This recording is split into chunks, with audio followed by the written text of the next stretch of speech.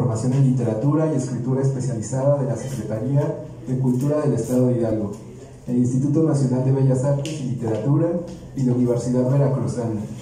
Ganador del primer lugar en el concurso nacional 52 de Punto de Partida UNAM, en el género de ensayo de creación, en 2021. Becario del FONCA en la especialidad de poesía, generación 2021-2022. Mención de honor en el primer concurso de poesía Lone Star en Texas. Su trabajo se puede encontrar en numerosas publicaciones como Periódico de Poesía, Revista de Filosofía, Reflexiones Marginales, Revista Interdisciplina del Centro de Investigaciones Interdisciplinarias en Ciencias y Humanidades y Punto de Partida de la UNAM, entre otras. Bueno, pues les pido un fuerte aplauso para Arístides.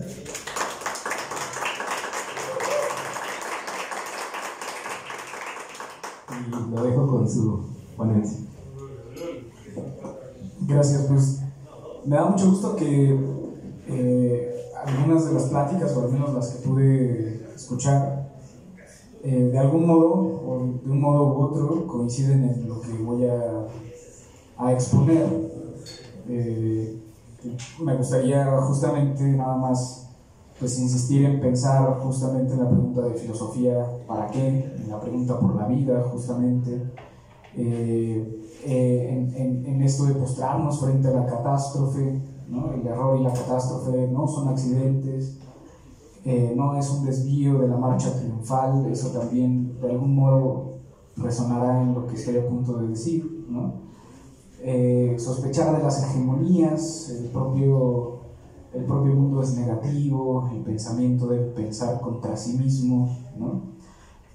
Todo ello, el dominio de la naturaleza, la autosuperación, Homero, de algún modo, insisto, va a resonar en lo que voy a leer.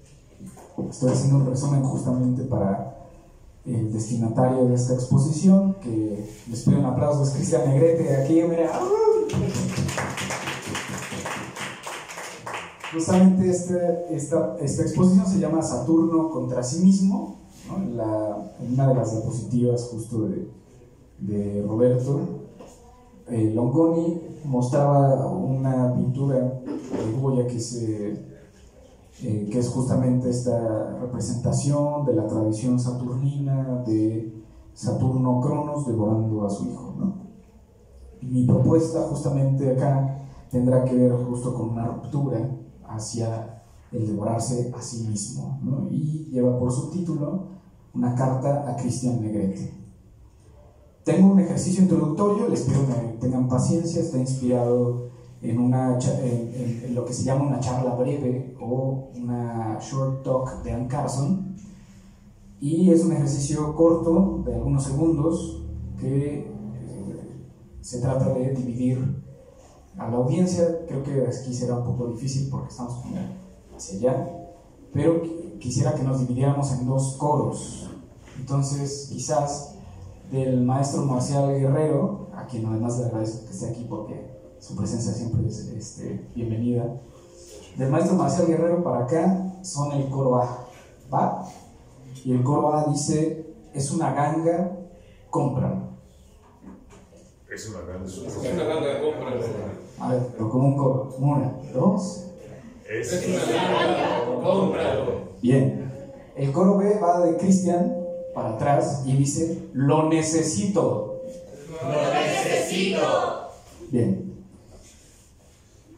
El impulso del barranco en la punta del lapicero, tinta indeleble azul para el legajo. Nada veo, nada hay, más allá de este lugar que no reconozco. Se enumera el acuerdo contractual, sigo cayendo y puede ser verdad que amor, mientras desciendo, es mi corazón con los ojos, con los brazos abiertos que grita: es una ganga, cómpralo. Lo necesito. Bien, eso es lo más didáctico y lúdico que vamos a tener.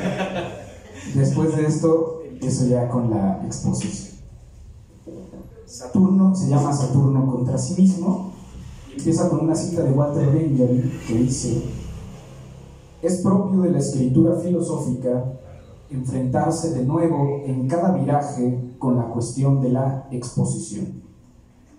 Contexto: la presente es a lo mucho una exploración de la teoría de los temperamentos enfocada en la melancolía, para exponer un breve comentario o pequeño tratado, un rodeo, una charla corta en torno a la obra de Christian Negrete.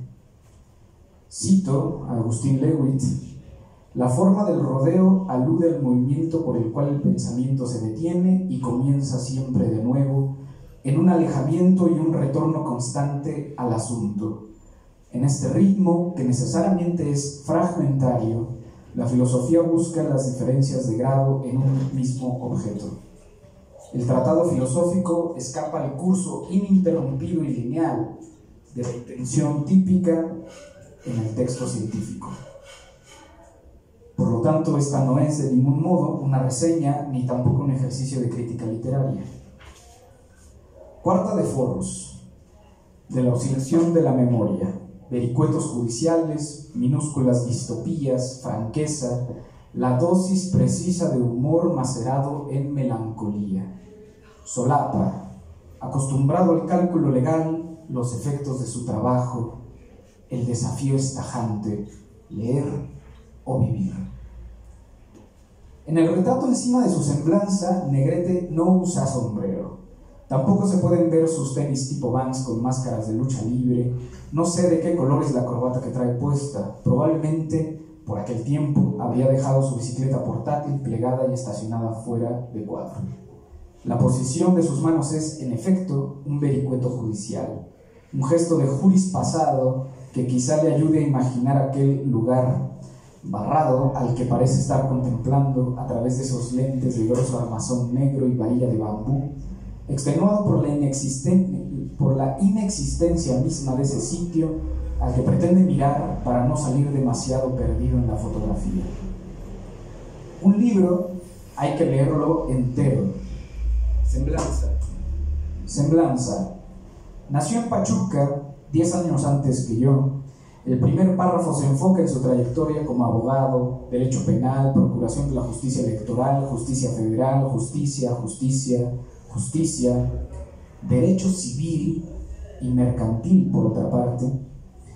Tiene 2 maestrías. En el siguiente párrafo es profesor y alumno de derecho. Al final del apartado, como una mención breve, dice: alumno de los talleres de narrativa del Centro de las Artes. El último párrafo, sin embargo, dice: parte del sistema de justicia mexicano desde instancias como el Tribunal Superior de Justicia del Estado de Hidalgo, la Fiscalía Especializada para la Atención de Delitos Electorales y la Delegación en Querétaro de la Procuraduría General de la República, socio fundador y director general del Centro de Justicia, Legalidad y Derechos Humanos Asociación Civil. La página 72, última numerada del libro, está a la izquierda de una hoja fuera de la paginación que dice, a modo de título, sobre el autor: como un espejo desde donde se puede leer como una duplicación el final del cuento Flaneur por Delft, que dice: antes de entrar miro arriba y veo 2 torres que asocio con unos senos azules. El interior no corresponde a la fachada. De nueva cuenta, personas abstraídas, esta vez contando dinero dentro de cajas de cristal. Tampoco entiendo nada y me vuelven a preguntar si vengo con abogado. Ya ni intento explicarles sobre mi juicio pasado. Salgo del Castillo Banco de Plaza Independencia, lucho por mantener la verticalidad. Acabo de entregar la mitad de mi dinero.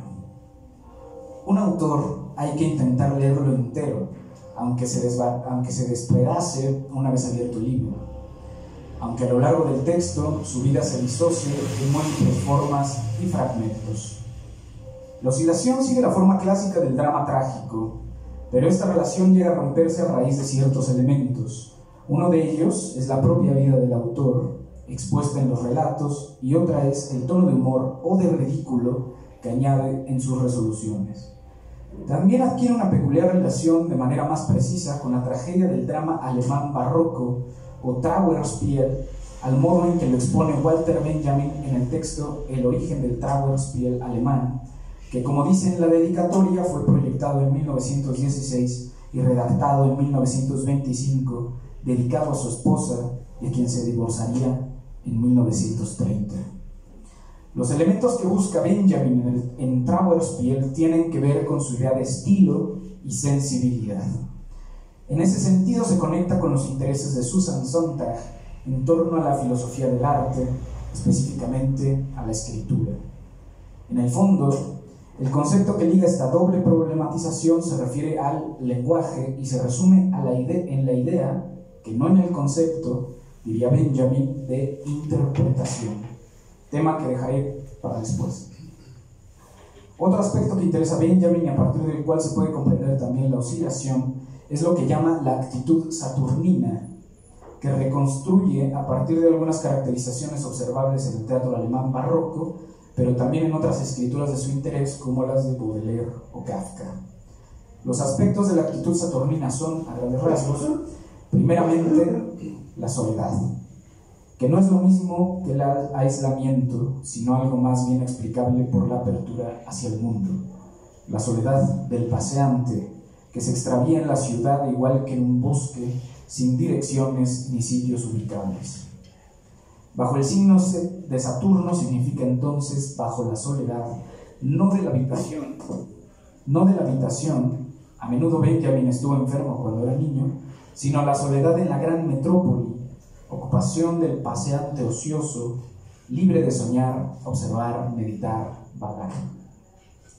En gran medida, como la figura proveniente de la sensibilidad del siglo XIX, el flaneur, dice Benjamin, no orientarse en una ciudad es de poco interés, pero perderse en la ciudad, como puede perderse uno en un bosque, requiere de práctica.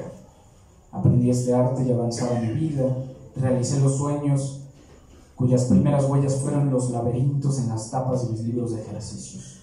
Otro aspecto saturnino es la lentitud, una especie de paciencia respecto a la obra que no es la del meditador, sino la del trabajador obsesivo para quien su objeto nunca está acabado.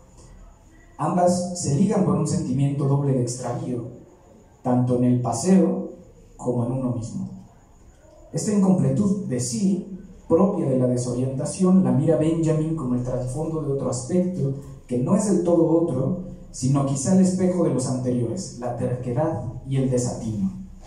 Una forma de fracaso opuesta por la forma misma de una voluntad que se funde en lo incompleto y fragmentado. Recuerda, por ejemplo, los paseos con su madre, me refiero a Benjamin, en donde dice Sontag convertía pautas insignificantes de conducta en pruebas de su aptitud para la vida práctica, reforzando así en lo que era inepto. Mi incapacidad aún hoy, dice Benjamin, de prepararme una taza de café, o mi hábito de parecer más lento, más torpe, más estúpido de lo que soy, tuvo su origen en tales paseos y tiene el gran peligro concomitante de hacerme creer que soy más rápido y más astuto de lo que en realidad soy. Dice Sontag, lo que Benjamin describe podría entenderse como simple patología, la tendencia del temperamento melancólico a proyectar hacia afuera su torpeza interna como la inmutabilidad del infortunio que es experimentado como masivo, casi como cosa. De aquí proviene esa mirada saturnina que parece no ver una tercera parte de lo que percibe. El procedimiento que sigue Benjamin para explicar el temperamento saturnino o melancólico nos interesa porque se vuelca a un modo de comprender la propia biografía, no como una sucesión de hechos, es decir, cronológica, sino como una discontinuidad, un sitio fragmentado de lugares a los que hay que ligar a través de cierta topografía. La metáfora del laberinto en Benjamin sugiere los obstáculos levantados por su propio temperamento. Otro aspecto derivado de estos pedazos es, por supuesto, la derrota. Esta soledad de ruido se la atribuye, como decía, a una consecuencia de la voluntad. Es decir, está convencido de que la voluntad es débil. Por ello realiza extenuantes esfuerzos con la intención de fortalecerla hasta el grado de sucumbir a la devoción por el trabajo. Así describe el temperamento de Baudelaire, cito, quien sufrió constantemente de asedia, la enfermedad de los monjes, terminaba sus cartas y sus diarios íntimos con los más apasionados votos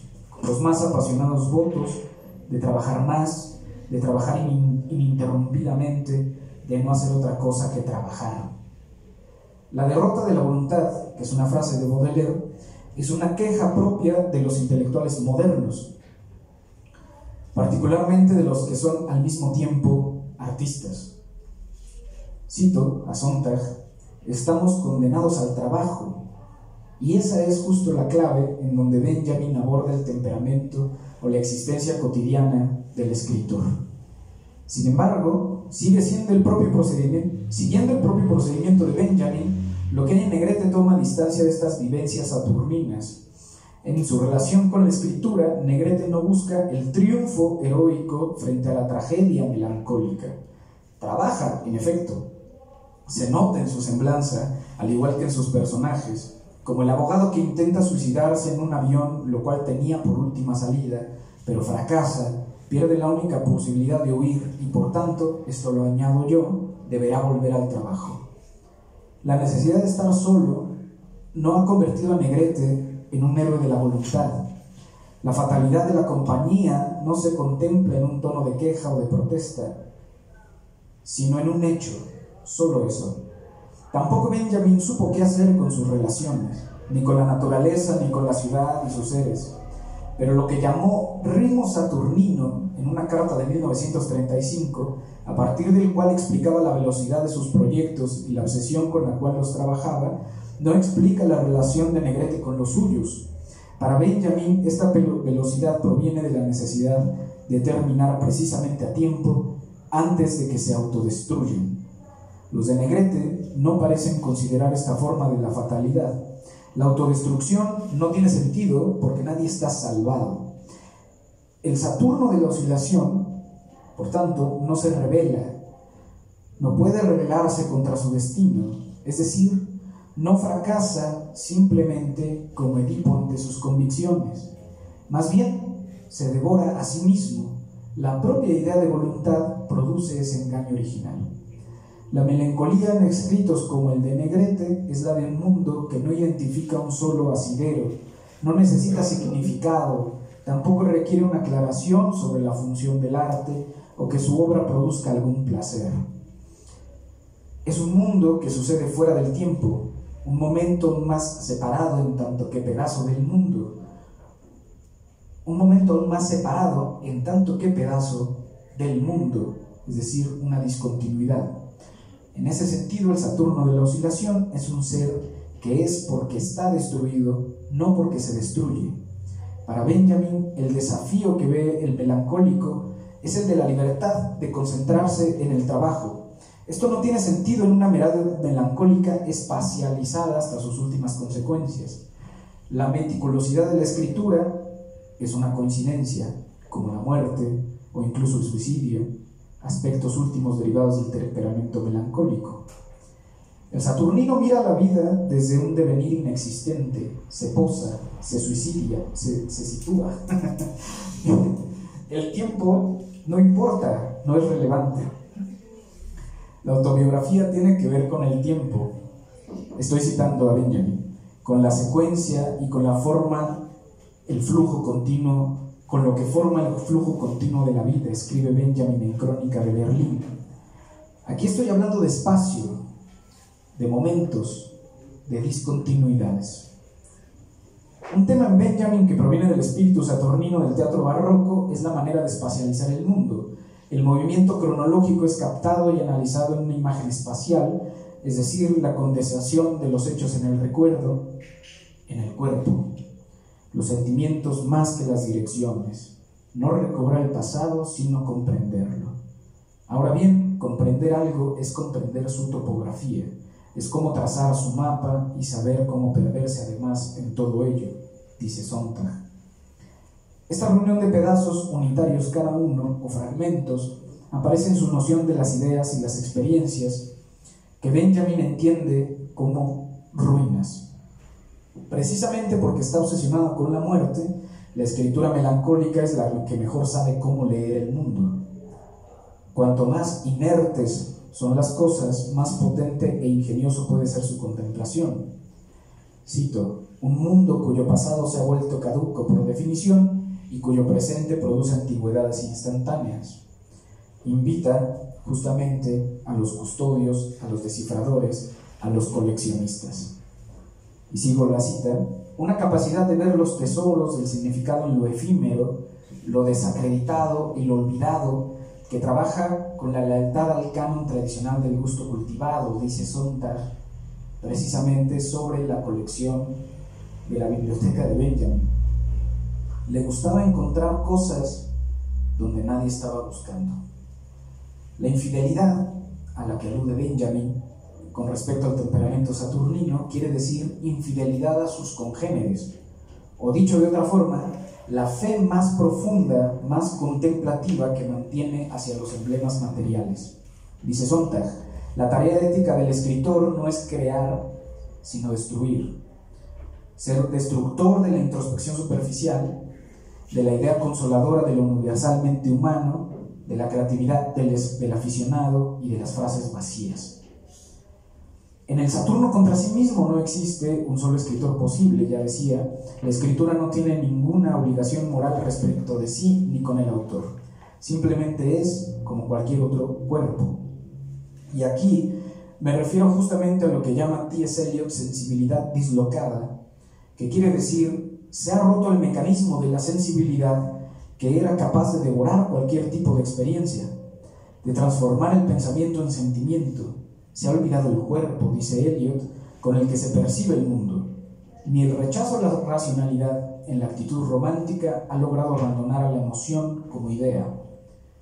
Dice Eliot, uno debe observar la corteza cerebral, el sistema nervioso y el tracto digestivo. Saturno es un dios que devora a sus hijos porque ha pactado que no tendrá descendencia. Oculta el secreto de su infidelidad al pacto, devorando sus engaños.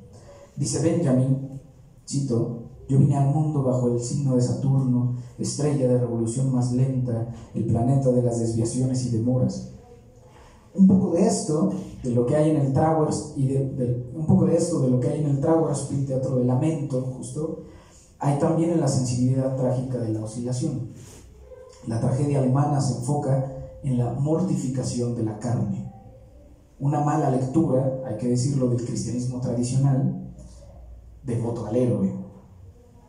Se diferencia del resto de las formas de la tragedia y, por supuesto, del auto sacramental. Le interesa el cuerpo, no su salvación. Tampoco el triunfo ni el épico fracaso de los personajes. Simplemente el cuerpo, la llana deglución del tiempo. Cito a Negrete: tenía un plan tan sencillo que hasta un imbécil como yo podía llevarlo a cabo. Simplemente tenía que verter un polvo traslúcido dentro del vaso con agua y beberlo, nada más. En pocos minutos llegaría la muerte a llevarme de una puta vez. El extravío es una forma de hacerse cargo de esa interrupción, de la ciudad, del empleo. La creación desde este punto de vista es un acto de abandono, no un naufragio, ni el lapso de la revelación, tampoco la orfandad, ni la renuncia a lo externo, sino la negación de la insistencia a estar, negación a la presencia. La obra, en todo caso, ha dejado de ser un legado. Cada texto es una contradicción, es un hueco, no una salvación. Se configura más bien conforme al agobio que provoca el juego de las dos vertientes, ser o no ser salvado por mis actos, la trascendencia. Al contrario, es la renuncia a jugar, dar la vuelta, exiliarse de estas reglas de la tradición. En última instancia, hay que decirlo, los portentos del contenido, las vertientes y las reglas, la tradición, seguirán existiendo, continuarán inaugurando nuevos horizontes, pero esto nada importa cuando se está fuera del devenir, en la soledad interrumpida. La oscilación fue mandada a concurso por otra persona. Ganó el premio en 2017 y cabe preguntarse por qué no pensé en estas cosas entonces. No lo sé, tal vez porque en este tipo de rodeos se suelen buscar primero asideros consagrados, algún portento. Lo hace incluso Benjamin, a quien le fascinaban las miniaturas. Kafka, Baudelaire, Proust, Balzac, París. No me interesa si la de Negrete da pauta en nuevos horizontes. ¿Qué es lo que hace la oscilación distinta? ¿Por qué ahora? Nada. Podrá pensarse que me interesa este libro por insignificante. En realidad me interesa porque no depende de significados. Afortunadamente, también debo decirlo, hay muchas obras como la suya. En verdad se puede escapar de la vivencia consagrada. Y en esto pienso en Gombrowicz, en Witold Gombrowicz, a través del ensayo contra los poetas, que dice: el estrechamiento del lenguaje va acompañado con el estrechamiento del estilo, lo cual ha provocado que hoy en día la escritura no sea más que un montón de vivencias consagradas, servidas en insistentes combinaciones del vocabulario. Aparece aquí un viejo problema. ¿Es necesario comprender la vida en sentido biográfico de la o el autor para interpretar la obra? No importa, pero lo que es efectivamente posible, dice Sontag, es interpretar la vida a partir de la obra. Así lo hace Benjamin en sus Rodeos. Describe la soledad de Proust que tira el mundo hacia abajo, hacia su vórtice. Explica cómo Kafka, igual que Klee, era esencialmente solitario. Cita el horror de Robert Balzer al triunfo de la vida. En una entrevista le pregunté a Negrete: ¿qué has aprendido de tus personajes? Quizá también el autor tenga pendiente esa interpretación, la de su vida extendida en la obra que ha creado. La siguiente pregunta que rodea esta sensibilidad sería: ¿encontrará el autor algo de vida en su obra? ¿Qué más que un autor que quiere morir a través de sus personajes una y otra vez, esfumarse en sus propias historias, desvanecerse entre cuadros y ficciones diseñadas para escapar del propio relato en donde están escritas? ¿Qué más que historias que quieren huir de sí mismas para hablar de lo que significa el propio acto de escribir y el dedicar la vida a la escritura? La oscilación está escrita para desaparecer. Contrario a la insistencia estructuralista de considerar a la literatura como un hecho fundamentalmente temporal, constituido por la presencia, habría que volver a Blanchot o hacer caso a las lecciones de Piglia y las de Benjamin y Susan Sontag y mirar la obra como un espacio, es decir, la ausencia. La oscilación de la memoria es un acto de desaparición, no como lo haría un mago, sino como la que provoca el deseo de soledad saturnina, esencial y necesario.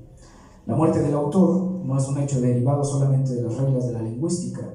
Es aquí un deseo que, si acaso es inmanente a algo, sería a lo mucho al momento exacto donde la escritura se convierte en una obsesión patológica, corporal, que casi podríamos diagnosticar a partir de esta ruptura en donde escribir deja de ser un pasar el tiempo, sino una pausa.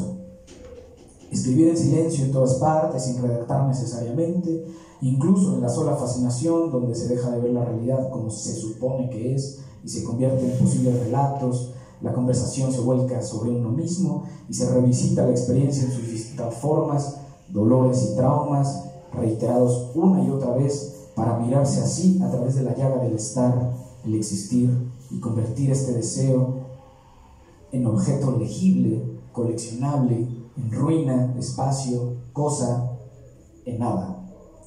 La realidad es que este sentimiento se parece mucho a otros muy del pasado: el romanticismo alemán del siglo XIX, el trato barroco, diría Walter Benjamin, la fiebre saturnina de los poetas muertos, el decadentismo simbolista, la mayoría, si no todas, de las vanguardias.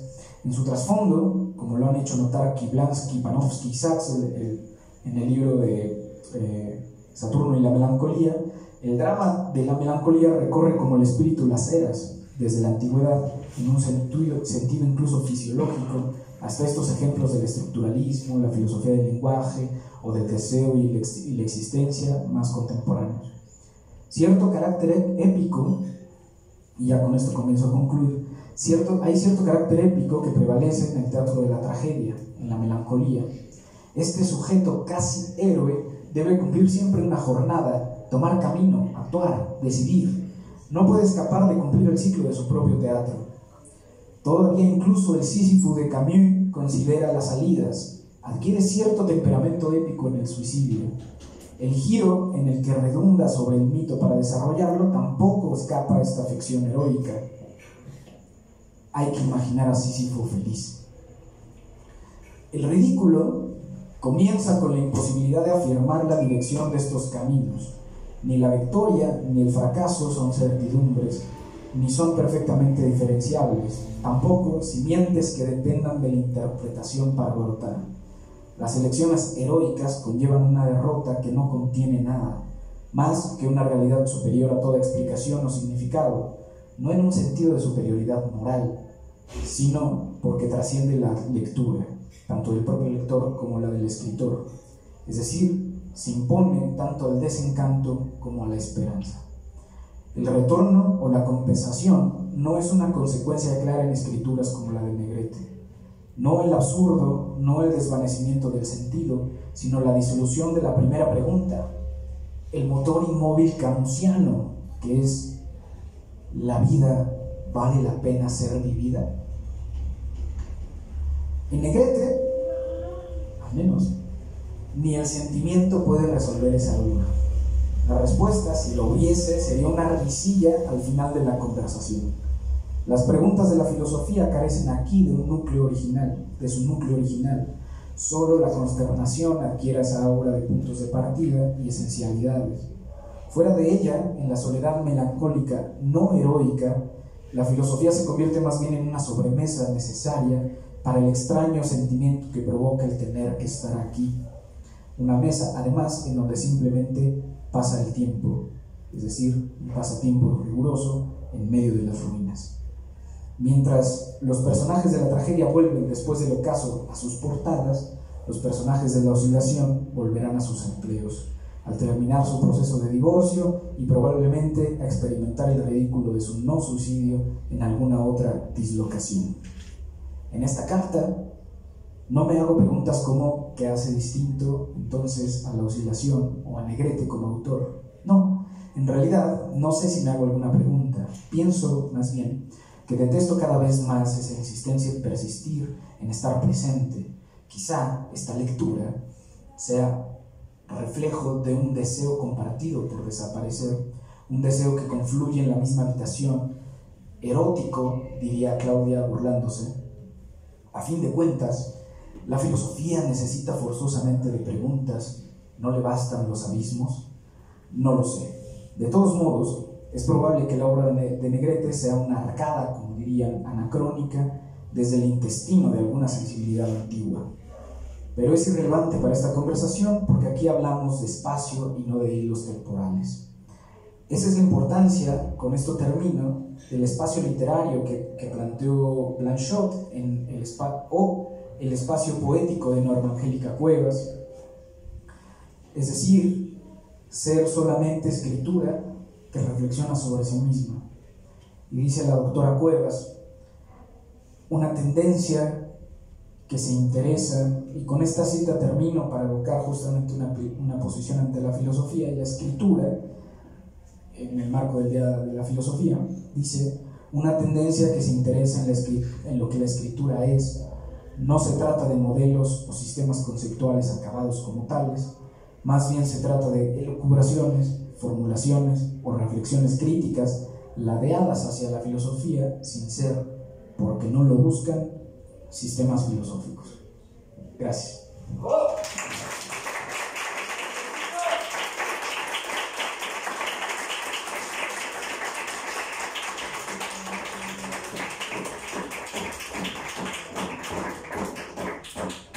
No sé cómo vamos de tiempo, Demetrio, ¿no?